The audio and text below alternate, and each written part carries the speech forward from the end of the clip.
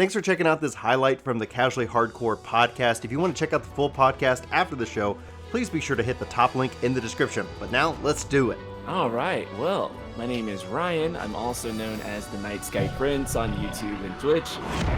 You probably know me as the guy who makes a bunch of Final Fantasy videos. I've been making Final Fantasy videos for, I think next month will be the 4-year anniversary that I've been doing this. So decent amount of time now. I cover pretty much everything in the series. 14 was always a sort of like gap in my knowledge of expertise. And people used to always ask me, like, why aren't you playing Final Fantasy XIV? I was like, that's a good question. And so recently I have had time to go back and indulge myself on MSQ because I'm technically not new to Final Fantasy XIV per se. I actually played when the game first came out, and I mean first came out, 1.0. Which I have a story there, which we should probably touch upon. Let's do it. Yeah, let's talk about that. Do you want to go straight into it? I say let's just dive right into it. Let's rip off the Band-Aid. Oh boy. So my Final Fantasy XIV journey began with Final Fantasy XIV 1.0. And my friend, his name is also Brian, actually. He was like, bro, you got to play Final Fantasy XIV 1.0 with me. And I'm just like... And this is like 2010 when the game came out, and I'm just like, dude, I kind of heard that it sucks. And he's like, yeah, it kind of does, but like, I'll like literally, he said, I'll buy the game for you and I'll pay. So I was like, all right. I was like, okay. He's like, I just want someone to play with me. So I was like, cool. And playing 1.0, a lot of times we talk about. And I guess it's okay. I was going to say I don't want to just kind of trash the game, but I guess, it's kind of open. But when people say it's not a secret, bad, right? When people say it's not really a secret, Square even admits to it themselves. When people say a game is bad, 1.0 is bad. Like, you think you want to play 1.0, you do not want to play 1.0, dude. It was just, you don't understand how grateful you should be for the jump button. The jump button was not a thing when I was first playing. I feel like that's such a holdover from Final Fantasy XI, where it's like you just get clipped on some stuff that was like, hey, why can't I go over this slight hill? Oh, you can't. And so it's like, man, it'd be nice to be able to just jump slightly just to be able to get over this clipping. And then, 1.0, no such thing as jump. Jumping is something that, other games do. And there was a massive concern with 1.0 or when they talked about adding jump, that like the 14 community was concerned because they were like, this isn't WoW. People are just gonna be jumping around for no good reason. It's gonna break the lore, and I'm not joking. Anyway, please. WoW added a boss where you were not allowed to jump, and like there are raid groups that just have nightmares about that boss because like it becomes such an ingrained habit once you have jump in an MMO. Yeah. And it's like, stop jumping. You're like, I didn't. It's like, I saw you jump. Yeah, it's such a habit. Anytime there's like downtime in a game, there's intermission, it's just a bunch of people jumping around. You see your friend like walking around and you go up to him and just jump. Instead of like waving or anything, you just jump. It's just people in the capital city just jumping. Yeah, that's what you do, right? But 1.0 was super rough, and I think I had dipped out sometime before Dalamud had came down, so I actually was not there for that, although I wish I was. In hindsight, of course, doesn't everyone? And then A Realm Reborn was announced, and so I was like, okay, I'll come back to the game. They put a huge effort in. It was something that nobody had ever seen before in this entire industry. People thought that it just was not going to work because like who has ever remade an MMO from the ground up? Nobody. Not utilized any of the previous assets or code. It was just completely unheard of. Yeah. But I just wanted to be there, if anything, because I thought it was historical, both for the franchise and for the industry. So I was like, okay, I'll give it a shot. And it was free, right? Because I played 1.0. So I gave it a shot, and man, dude, I was hooked into 2.0 like nobody's business. And when I made my this is just recently when I made my Heavensward review. Some of you may have seen it. In there, I talked about an MMO is good when your professors, your college professors, and like your significant other and everyone else is disappointed in you. That's when the MMO is hidden, man. And A Realm Reborn was hitting like that for me, and so I was just really enjoying it, running back and forth, grinding fates because that was the primary method to grind back then. That was. It was great, man. It was great. Even picked up the PlayStation 3 version of the game when that dropped, and oh man, the PlayStation 3 version of that game was. Oh man, I'm so glad that support was dropped for that like super early on with Heavensward because, right after Heavensward because PS3 version was. Whew, it was That's what I played on. I was That's a PS3 with bad internet. That was my entire 2.0 experience. Oh my god, dude! And so like Titan Unreal and stuff, I'm like, that was such a hard trial fight back in the day. And I'm like, really? And it's like, yeah, it's impossible. Like I would just die to things. And I was like, Brian, I was 40 yards outside of that. And he's like, no, you're not. Like I can see you standing in. And I was like, no. And I'm looking at my screen on my PS3 and my body is like way off on one side. And it's like, no, your PS3 didn't send that to the servers. You just died. Like I don't know what to tell you. Right. Yeah. And then not only that, it ran on like PC equivalent of like the lowest settings possible. Yeah. And so basically it was really a nightmare, and the load times were ridiculous. And so thankfully I had like both PS3 and PC, and I played the PS3 version for only a little bit, but Von the Dawn Seer says, I dropped the game when I saw how bad it ran on PS3.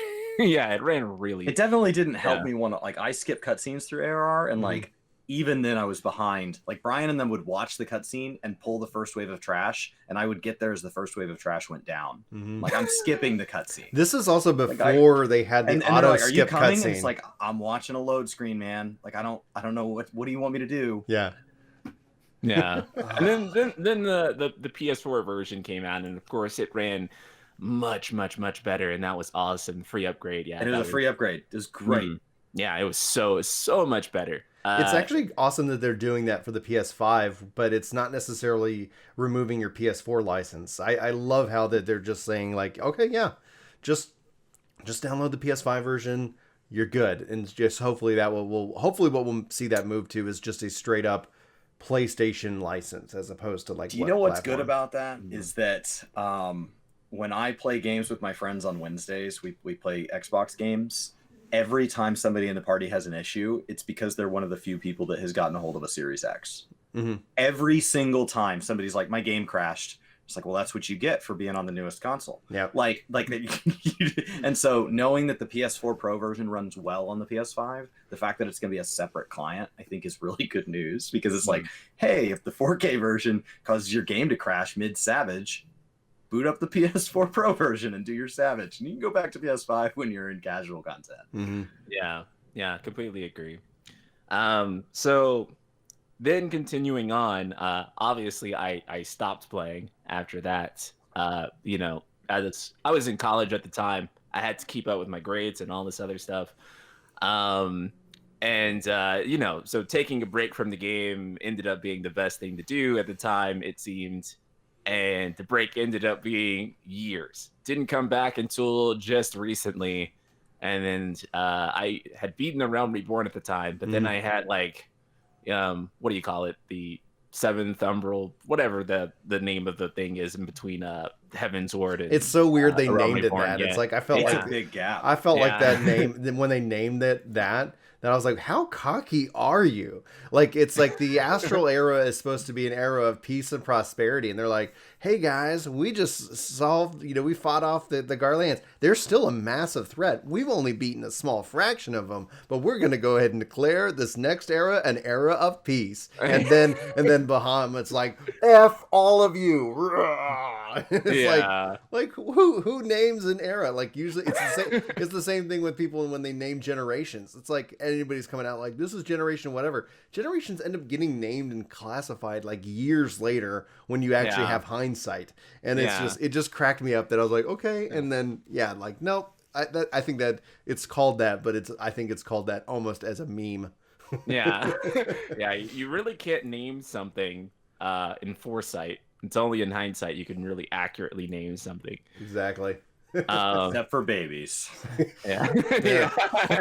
Touche. Oh The good fella asks, what was that cutscene from? That's actually the 1.0 launch trailer that we just were playing. I've got lots of little trailers and things like that queued up. Did you notice the flower vases had like 60 billion polygons? Yeah. If you didn't, you should know that they did have 60 billion polygons. They put a lot of work into those flower vases. They're like, flower vases in cities and Bahamut should have the same number of pixels needed. All right, so let's go ahead, Chris. Yeah. So you came in now. Why now? Why? Oh man, 6.0. Like, okay, you could have waited another expansion. Like, oh my gosh, well, it's always a good time.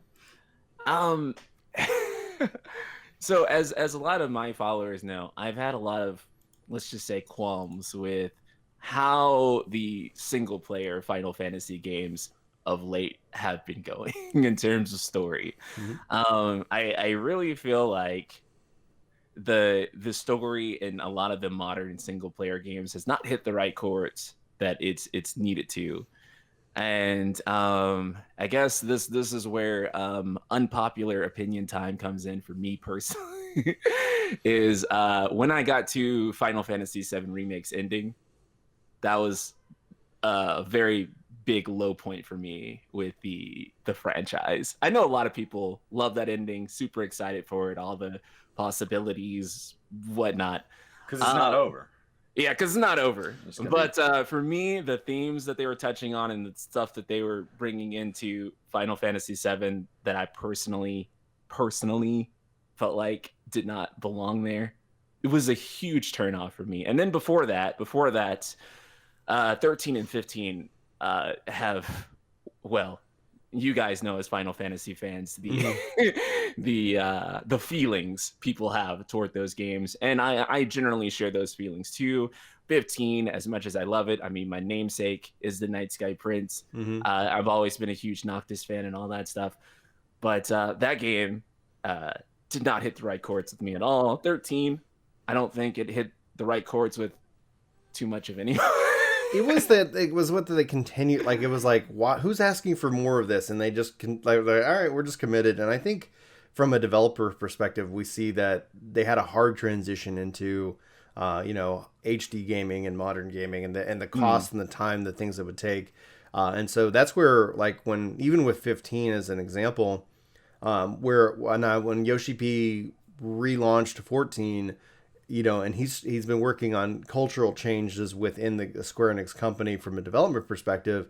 I was like, 15, it's already too late from its development cycle. Like they had to restart that. They announced that they've had this problem with announcing games, and then 10 years later they finally come out. Mm-hmm. And then 14's so different. That's where we'll transition to 16 here in a minute. But with 16, I was like, even when like 15 was getting ready to come out, I was like, 16 is going to be a real litmus test for me and for the future, I think, of Square Enix in that regards. But go ahead, Ryan, please continue.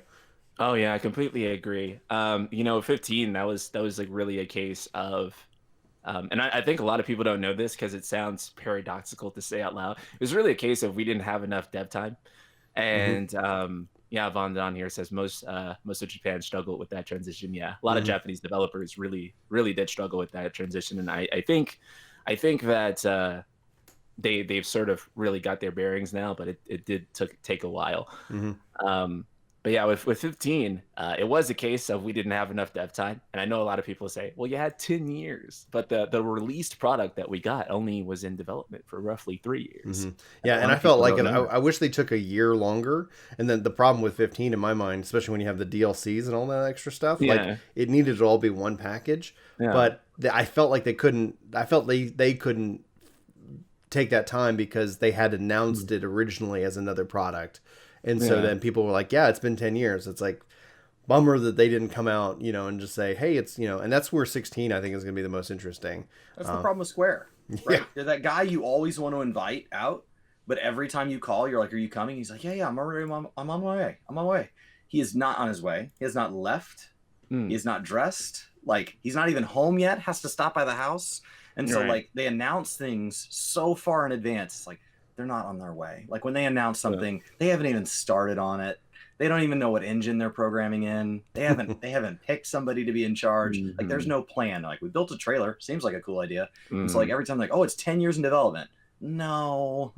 Yeah, No. and it seems to be an issue that's like company wide too, because it's not even just Final Fantasy. Even with like Kingdom Hearts, with Kingdom Hearts 3, you started out with like Luminous engine, and then like a year into development, they were like, "Yeah, we're gonna trash the whole thing and start over on Unreal Engine 4." And I was just like, "What?" It's like, why didn't you start with Unreal Engine 4?